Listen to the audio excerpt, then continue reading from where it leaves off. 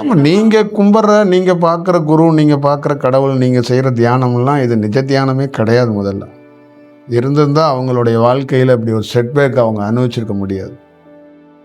புரியுதுங்களா? அதுக்குன்னு காரணம் இருக்குது. அதுதான் முன் ஜென்மத்தோட உள்வினைங்கிறேன்.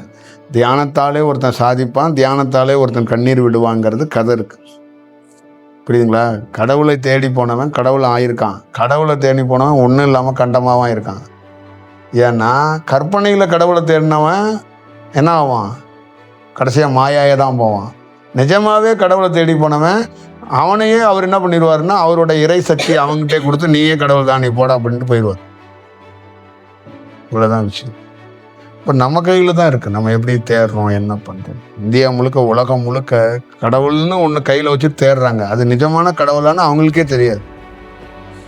கடவுள் நிஜமாக்குற வரைக்கும் பயங்கர போராட்டம் இருக்குது, சவால் இருக்குது.